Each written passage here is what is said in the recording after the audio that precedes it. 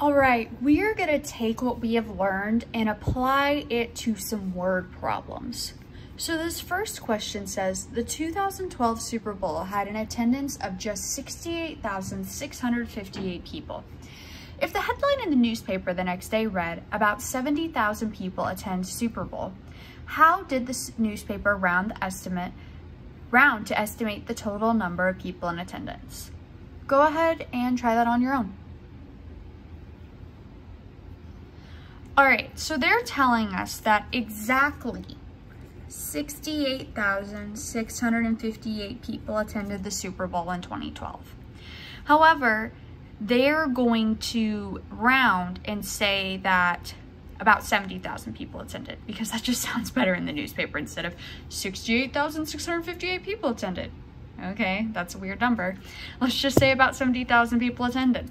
So the question is, what place value did they round to get that number? So one of the clues is that there is a 0 in every place after the 10,000s place. So guess what? That lets us know they rounded to the 10,000s place. Here's how I know. If I go to the 10,000s place and I look next door, I have an 8. That 8 tells the 6 to go up and everything after turns into a 0. Same thing if I use a number line. The low end for the 10,000s place would be 60,000. The high end would be 70,000 and the middle would be 65,000. I have actually 68,658 people, which is closer to 70,000. Okay, so the newspaper rounded to the nearest 10,000. There we go. All right, let's look at the second one. The 2011 Super Bowl had an attendance of 103,219 people. If the headline in the newspaper the next day read, about 200,000 people attend the Super Bowl, is the newspaper's estimate reasonable? Use rounding to explain your answer. Go ahead and try that one on your own. All right, so they're telling us that 103,219 people actually went to the 2011 Super Bowl. Okay. However, the newspaper's saying about 200,000 people attend the Super Bowl. So they're saying about twice as many attended than actually did. That's not accurate. So I would definitely say the newspaper's estimate is not reasonable.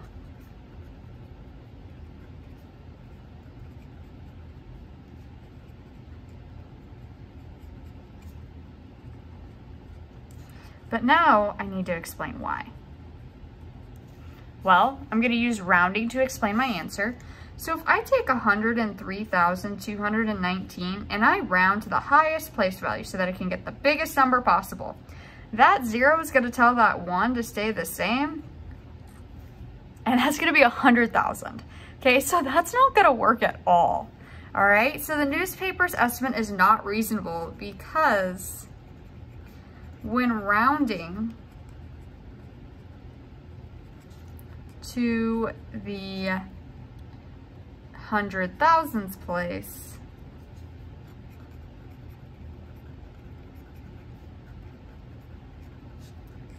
the number is 100,000, not 200,000. There we go. All right, go to the back. Empire Elementary School needs to purchase water bottles for field day. There are 2,142 students. Principal Vader rounded to the nearest 100 to estimate how many water bottles to order. Will there be enough water bottles for everyone? Go ahead and explain your answer. All right, try that on your own. Okay, so the elementary school wants to purchase water bottles for field day. They've got 2,142 students. So she's gonna round to the nearest 100 to estimate how many water bottles to order. Okay, so 2,142. Let's go ahead and round to the nearest 100. And that's gonna tell it to say the same. I get 2,100. So I do it with a number line. The low end for rounding to the hundreds would be 2,000. The high end, oops, my bad. 2,100, 2,200, 2,150. My number is 2,142. I only end up with 2,100 water bottles. So that in this case is actually not a good idea. 2,100 water bottles, that's gonna leave 42 kids without a water bottle. And that's not fair. So no, there won't. And even if she rounds to the thousands place, she'd end up with 2,000 water bottles. So in this case, rounding isn't necessarily the thing she wants to do. She doesn't want to follow the hard, fast rules of rounding. If I were her, I would just buy 2,200 and have a couple of extra, or 2,150, whatever works for that. But in this case, following those hard, fast rounding rules isn't the best idea. So no, there will not be enough water bottles for everyone because 2,100 is less than the actual number of students. All right, one more problem. A jet airplane holds about 65,000 gallons of gas. It used about 7,460 gallons when flying between New York City and Los Angeles. You're gonna round each number to the largest value, then find about how many trips the plane can take between cities before running out of fuel. So when they say round each number to the largest value, they mean the largest place value. So round this to the largest place value and that to the largest place value. Go ahead and try that on your own. All right, so the airplane can hold 65,000 gallons of gas. Okay, I want to round to the largest value.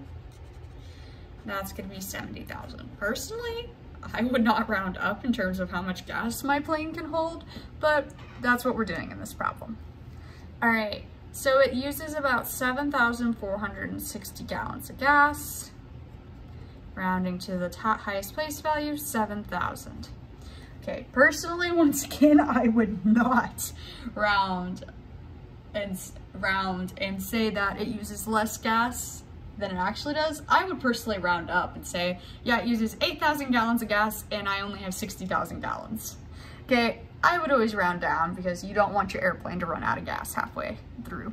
So if I have 70,000 gallons of gas, and I need to divide that among trips that are 7,000 miles, well, that means I can take 10 trips. Because these 3 zeros cancel out, and then I have 7 divided by 7, tack on 1 0, I can take 10 trips. All right, there you go.